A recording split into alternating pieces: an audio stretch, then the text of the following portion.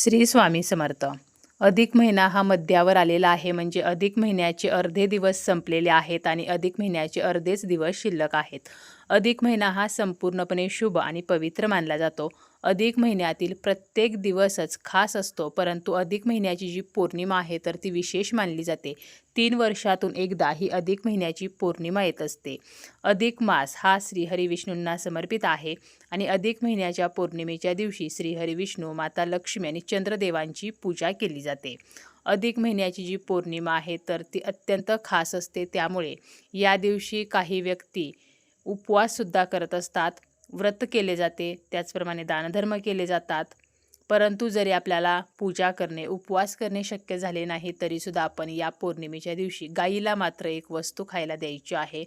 आजच्या या व्हिडिओमध्ये आपण गोमातेला कोणती वस्तू खायला द्यायची आहे, 4 ते 5 अशा वस्तू पाहणार आहोत. त्यापैकी कोणतीही एक वस्तू आपण खायला देऊ शकतो, ज्यामुळे गोमातेचा आशीर्वाद आपल्याला प्राप्त होईल आणि आपली कितीही कठीण इच्छा असेल तर ती सुद्धा पूर्ण होईल. अधिक महिन्याची पौर्णिमा तिथी ही 2 दिवसांमध्ये असणार आहे.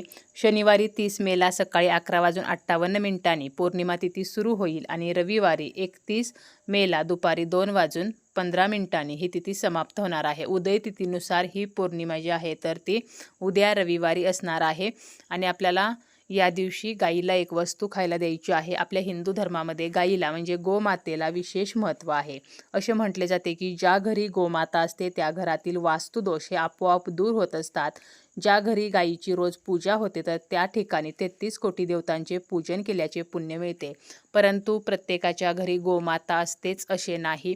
अशा वेळेला आपण काही ठराविक तिथींना, ठराविक दिवशी जरी आपण गाईची पूजा केली आणि गाईला काही वस्तू खायला दिल्या तरीसुद्धा त्याचे पुण्य आपल्याला प्राप्त होत असते. गाय जी आहे तर ती कामधेनू आहे. आपल्या मनातील इच्छा समजून ती आपल्या इच्छा पूर्ण करत असते. शास्त्रामध्ये सुद्धा गाईला खूप महत्त्व आहे असे सांगितलेले आहे. त्याचप्रमाणे गोदान म्हणजे गाय दान करणे हे अत्यंत शुभ मानले जाते. ज्या व्यक्तींना शक्य आहे तर त्या व्यक्ती या अधिक मासामध्ये गोदान म्हणजे गाईचे दानसुद्धा करत असतात. कारण गाईचे दान केल्यामुळे आपल्याला श्रीहरी विष्णूंचा आशीर्वाद प्राप्त होतो आणि आपल्या ज्या इच्छा आहेत तर त्यासुद्धा पूर्ण होत असतात. तसेच जी व्यक्ती गायीची सेवा करते त्या व्यक्तीच्या जीवनातील सर्व दुःख, कष्ट नष्ट होतात अशी सुद्धा मान्यता आहे. गायीच्या शेणाच्या गवऱ्यांचा धूर केल्याने वातावरण शुद्धी होते. गायीच्या गळ्यामध्ये घंटा बांधली तर 33 कोटी देवतांची आरती केल्याचे पुण्य मिळते. गायीच्या शेणामध्ये लक्ष्मीचा वास आहे तर तिच्या गोमूत्रामध्ये गंगेचे वास्तव्य आहे. एवढे महत्त्व या गायीला म्हणजे गोमातेला आपल्या हिंदू धर्मामध्ये दिलेले आहे. तर अशा या गायीला आपल्याला एक वस्तू अधिक मास पौर्णिमेच्या दिवशी खायला घालायची आहे. या दिवशी आपल्याला सकाळी लवकर उठायचं आहे, स्नान करायचं आहे, स्वच्छ वस्त्र परिधान करायचं आहे. आपल्या जीवनामध्ये बऱ्याच समस्या असतात, आर्थिक समस्या असतात, पैशासंबंधीच्या अडचणी असतात, घरामध्ये पैसा येत नाही किंवा आलेला पैसा जो आहे तर तो टिकत नाही किंवा आपले कर्ज फिटत नसेल, आपली लहान मुले आहेत सतत हट्टीपणा, किरकिरेपणा करतात किंवा मोठी मुले आहेत तर त्यांची शिक्षणामध्ये प्रगती नाही, त्यांना मनासारखी नोकरी मिळत नसेल, तर अशी कोणतीही समस्या असेल तरीसुद्धा आपण या दिवशी गाईला ही वस्तू जी आहे तर ती खायला घालू शकतो आणि गाईच्या एका अंगाला सुद्धा आपल्याला स्पर्श करायचा आहे, ज्यामुळे आपली मनोकामना ही पूर्ण होईल. फक्त भाग्यवान लोकांच्या दारामध्येच गाय जाते असे म्हटले जाते. त्यामुळे अधिक महिन्याच्या पौर्णिमेच्या दिवशी किंवा संपूर्ण अधिक महिन्यामध्ये आपल्या दारामध्ये गाय येणे तर हा एक शुभ संकेत असतो. आपल्या दारामध्ये जर गाय आली तर तिला काही ना काही खायला द्यायचं आहे. परत आपल्याला तसंच पाठवायचं नाही, तिला हाकलून द्यायचं नाही. कारण आपल्या दारामध्ये गाय येणे म्हणजे साक्षात श्रीहरी विष्णू हे आपल्या दारामध्ये येण्यासारखे आहे. आता आपल्याला गाईला कोणती वस्तू खायला द्यायची आहे तर आपण 4 ते 5 वस्तू पाहणार आहोत. पहिलं म्हणजे आपण या अधिक महिन्यामध्ये गाईला वाण देऊ शकतो. वाण म्हणजे काय तर गाईला आपल्याला नैवेद्य द्यायचा आहे आणि 33 या संख्येमध्ये द्यायचं आहे. 33 म्हणजे 30 आणि 3 या संख्येला अधिक महिन्यामध्ये खूप महत्त्व आहे. आता आपल्या आजूबाजूला गाय असेल, आपल्या घरी गाय असेल किंवा गोशाळेमध्ये जाऊन आपण हे वाण जे आहे तर ते देऊ शकतो. आता वाण देत असताना सर्वप्रथम आपल्याला गाईची पूजा करायची आहे.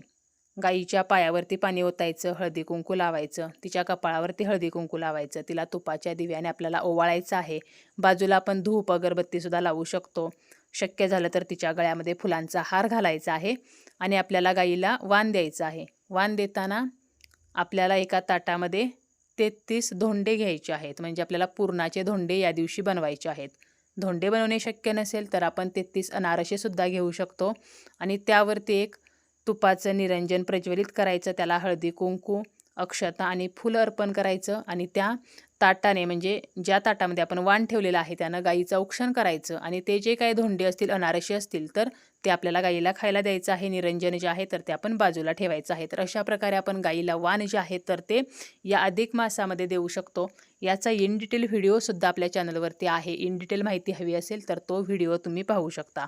आता गाईला 33 धोंडे, 33 अनारसे, तर यासोबतच आपण अजून कोणकोणत्या वस्तू खायला देऊ शकतो. आपल्याला जर गाईसाठी धोंडे बनवणे शक्य नसेल, अनारसे बनवणे शक्य नसेल, तर अगदी आपण घरामध्ये जी काही भाकरी बनवतो किंवा चपाती बनवतो, तर हे बनवताना फक्त पहिली भाकरी, पहिली चपाती गाईसाठी बनवायची आहे. शक्य असेल तर त्याला तूप लावायचं आहे आणि त्यावरती एक गुळाचा खडा ठेवून हा घास जरी आपण गाईला दिला तरीसुद्धा आपल्याला पुण्य प्राप्त होत असते. तसेच आपण गुळाचा खडा जो आहे तर तो सुद्धा गाईला खायला देऊ शकतो. विशेष करून ज्या व्यक्तीचे भाग्य साथ देत नाही तर अशा व्यक्तींनी अधिक मास पौर्णिमेच्या दिवशी एक गुळाचा खडा आपल्या उजव्या तळहातावरती ठेवायचा आहे आणि गाईला तो खायला लावायचा आहे.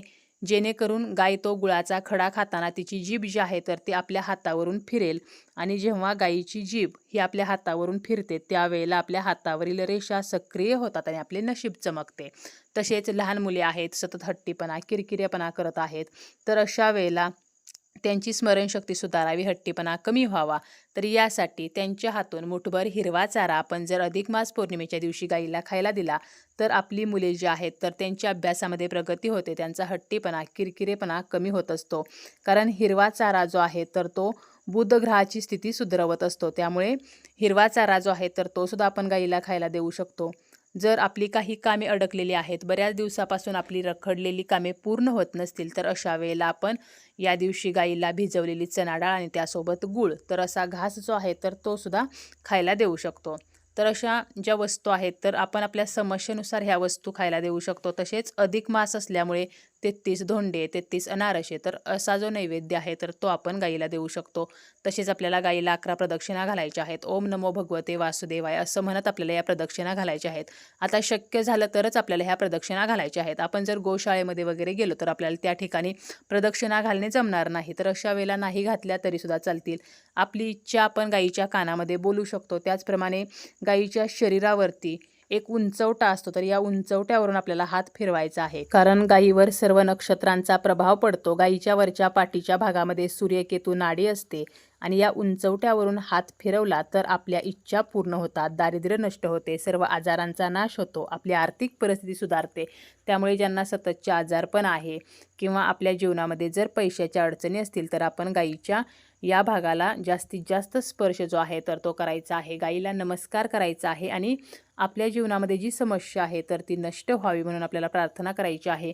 जेव्हा आपण गाईची पूजा करणार आहोत, गाईला आपण अधिक महिन्याच्या पौर्णिमेच्या दिवशी खास नैवेद्य देणार आहोत, त्यावेळेला आपल्याला श्रीहरी विष्णू, माता लक्ष्मी तर यांचे सुद्धा स्मरण करायचे आहे. श्रीहरी विष्णूंना गाय ही अत्यंत प्रिय आहे आणि आपण या अधिक मासामध्ये गायीची सेवा केली म्हणजे आपल्याकडून श्रीहरी विष्णूंची सुद्धा सेवा घडत असते.